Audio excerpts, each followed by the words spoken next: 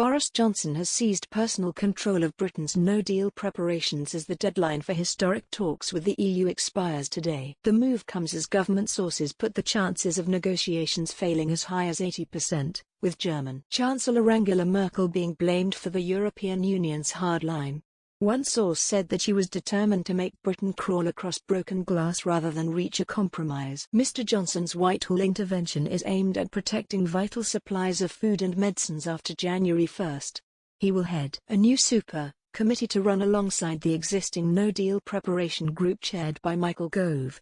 The Prime Minister and European Commission President Ursula von der Leyen have agreed to take a firm decision on the future of the talks today, although they could theoretically continue up until Christmas Day, with the Commons even sitting on Boxing Day to put any deal onto the statute book. Mr. Johnson is, however, adamant that the UK will not go back to the negotiating table after December 31, when the Brexit transition period expires. Talks were continuing into this morning, but one government source said, as things stand, the offer on the table from the EU remains unacceptable. The Prime Minister will leave no stone unturned in this process, but he is absolutely clear, any agreement must be fair and respect the fundamental position that the UK will be a sovereign nation in 3 weeks' time. If they want a deal, it has to be now. The talks have been paralysed by rows over fishing rights and the so-called level playing field ratchet that would tie the UK to future EU standards. It is understood that remaining hopes of a last-minute breakthrough hinge on discussions about a new body that could settle future disputes between London and Brussels about trade laws and tariffs.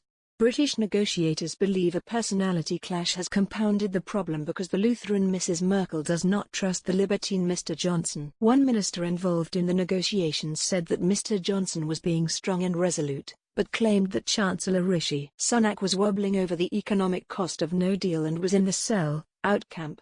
Under the No Deal contingency plans released last night, the UK's chief trade negotiator Lord Frost was yesterday seen leaving the European Union headquarters in Brussels via an underground car park following a meeting with his EU counterpart Michel Barnier.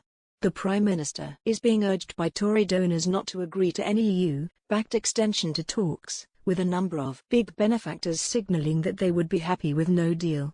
One insider said, "The worst thing in the world would be an extension. Most donors would say no to that.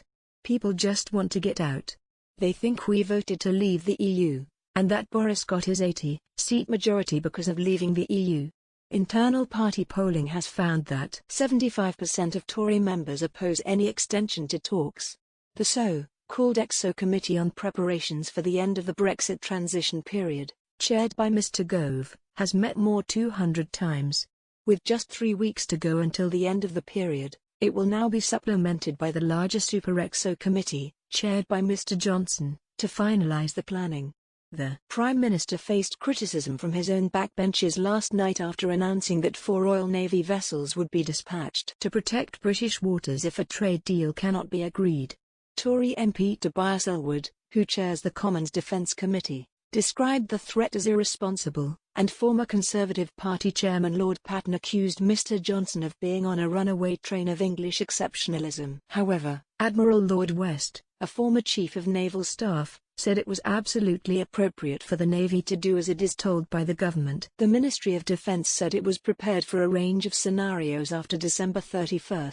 Access to UK waters has been one of the main sticking points in the negotiations, with French President Emmanuel Macron saying he was unwilling to give up my share of the cake. The government signed a £86.6 million deal with 4 ferry companies last year to allow up to 3,000 lorries full of drugs and medical equipment to be transported into Britain every week across 13 routes. A Whitehall source said, "With this new intelligence and investment at the border, we will keep goods and people moving smoothly and make our country safer and more secure." Having safeguarded the flow of critical goods, such as vaccines and vital medicines, through surging freight capacity, no one needs to worry about our food, medicine or vital supply chains. We will continue to work tirelessly to ensure everyone is ready. As with any major change, deal or no deal, there will be challenges and bumps to overcome. But we have laid the groundwork to minimize the disruption which occurs in either scenario. By Glenn Owen, political editor for The Mail on Sunday, in the words of one negotiator, It is the Lutherans' distaste for the libertine that has pushed Britain to the brink of a no-deal Brexit. Diplomats say the trust issue between German Chancellor Angela Merkel and Boris Johnson came to a head during last week's fraught talks, when British negotiators tried to break the deadlock by proposing a tariffs for freedom arrangement. Under the plan, to have been fleshed out at Wednesday's meeting between Mr. Johnson and European Commission President Ursula von der Leyen over a dinner of scallops and turbot, the UK would have effectively been released from the responsibility to follow EU rules in return for accepting that duties would be slapped on British exports to the bloc. Despite most of the world's attention focusing on the noisier objections of French President Emmanuel Macron, it was Ms. Merkel, the morally Puritan daughter of a Lutheran clergyman, who played the most quietly influential role in the EU's flat dismissal of the idea. A source close to the British negotiating team said, "We thought this would be the moment. But they just weren't interested. They won't accept that Brexit means setting our own rules. We could set up all sorts of dispute recognition systems to make sure the new plan was fair, but the root of the problem seems to be Merkel herself. She doesn't trust Boris.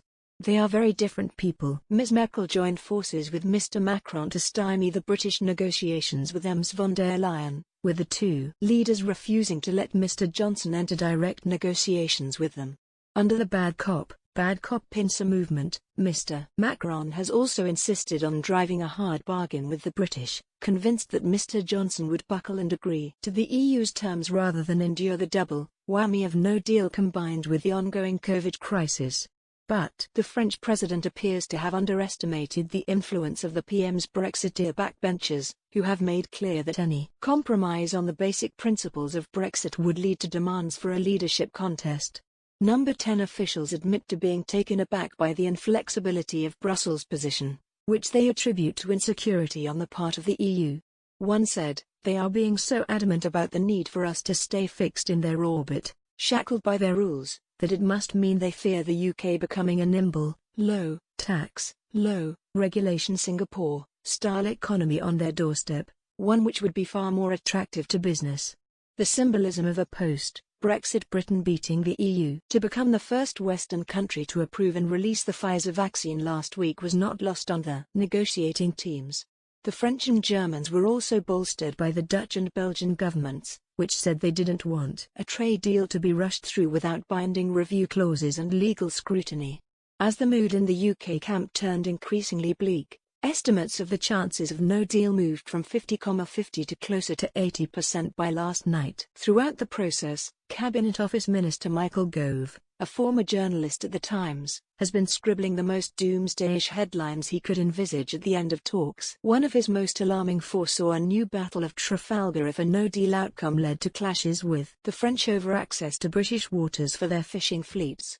Yesterday, as a direct result of Mr. Gove's projections, it was announced that 4 Royal Navy vessels, armed with machine guns and cannon, will be dispatched and given the power to arrest French and other EU fishermen who illegally enter British territorial waters if a trade deal is not agreed by December 31st. Wildcat and Merlin helicopters are also being placed on standby to help with surveillance. The endgame is underway. By Douglas Murray for the Mail on Sunday. Most of us have been in no doubt over who is to blame for the obstacles and burning barricades blocking our route to a viable trade deal. Emmanuel Macron, the sharp-suited, sharp-nosed president of France, has been in the vanguard of those wanting to punish Britain for daring to leave, desperate to preserve the advantages enjoyed by French fishermen, desperate to be the savior of the whole European project. However, Macron is by no means alone in conducting this unpleasant campaign of sabotage. For, as the Mail on Sunday explains today, his sensibly suited counterpart in Germany, Angela Merkel, has played her own discreditable role. It is Chancellor Merkel who has consistently presented herself as the voice of common sense and compromise. Yet it is Merkel who has completely failed to understand Great Britain and misjudged it, and it is she who must take prime responsibility for the EU's calamitous negotiating stance. It is, in part, a personal matter. Angela Merkel is the daughter of a Lutheran pastor, known as Mutti, or Mummy, to voters. Her formative years were in East Germany, the communist state ruled over by the Stasi. Like others, she belonged the Free German Youth, FDJ, the official communist youth movement. Rectitude and certainty pour from her. And she has no time for Boris Johnson, a man she dismisses, with remarkable condescension, as no more than a dissembler and a libertine. Despite his huge parliamentary majority and the certainty that he speaks for millions, she refuses to trust the Prime Minister or believe him. And, however calmly she projects herself before the cameras, she has been utterly unbending behind closed doors. We have seen Merkel's handiwork before. In 2016, our then Prime Minister, David Cameron, paid a last-ditch visit to Brussels to negotiate a better arrangement with the EU ahead of the referendum. Cameron begged his European counterparts to give him a meaningful concession, one that would allow him to argue that remaining within the bloc would be to our advantage. But Merkel and the EU sent him packing. Months later the UK voted to leave entirely. We can't blame Macron for these events, which all happened a year before he was seriously in the running for the French presidency. The only major player from that disastrous episode still in post today is the Chancellor herself, the great survivor of European politics now into her 15th year of rule.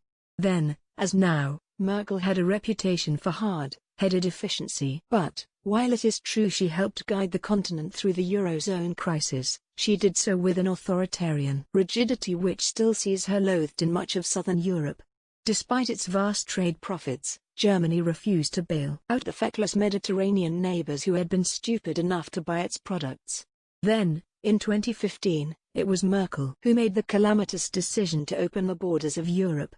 She did not consult her counterparts. She simply did it, single-handedly turning a migrant challenge into a migrant crisis. Even now, an unrecalcitrant Merkel continues to try to punish those countries in Central and Eastern Europe which refuse to pay for her errors and accept large quotas of migrants themselves. For all her reputation as a pragmatic political performer, her flaws have been obvious for years, unyielding when she ought to yield, authoritarian while presenting herself as a champion of liberty. Fated as uniquely insightful, yet wildly off-beam in her most basic political calculations. In 2016, Merkel believed that the EU must be seen to be rigidly inflexible and that Cameron must be given no new concessions for fear that other nations might demand flexibility in turn. But, and not for the first time, it was a huge miscalculation. Despite mounting evidence that British voters were fed up, Merkel refused to believe that we would leave. A major error and a dereliction of her duty to understand her counterparts. Today we see the same pattern, bad advice combined with belligerence. Once again, the German Chancellor has started from the assumption that Britain will not leave the EU without a deal. Once again, she has refused to believe the clearest possible assertions from the Prime Minister that we will. The advice that Merkel received from her side was that Boris was bluffing. And so she resumed her role as unbending negotiator. Doubtless, she believes that Britain will move her way. Doubtless, as in 2016, she is completely wrong. This is not the first time she has been accused of behind-the-scenes manipulation. According to a 2013 biography, Merkel was no mere cultural officer of the Free German Youth, but a higher-ranking agitation and propaganda functionary, claims she has never openly denied. Whatever the truth, we can be certain that Merkel has received provably wrong advice at every step of the way in the Brexit negotiations, and acted upon it. And it is her failure to understand this country that now makes a no-deal departure so likely. Were she truly a pragmatist, she would have tried to make these negotiations work. A good and workable UK-EU trade deal would be to the benefit of the whole continent. Millions of people across the EU work in businesses which need access to our markets. Any reasonable and pragmatic EU leader would have the livelihoods of those people in mind and negotiated on their behalf. Instead, the EU stance is both immoderate and unstable. And that derives from the qualities for which she has been so often lauded: an inflexibility, an authoritarian efficiency, an instinctive distrust of her negotiating partners.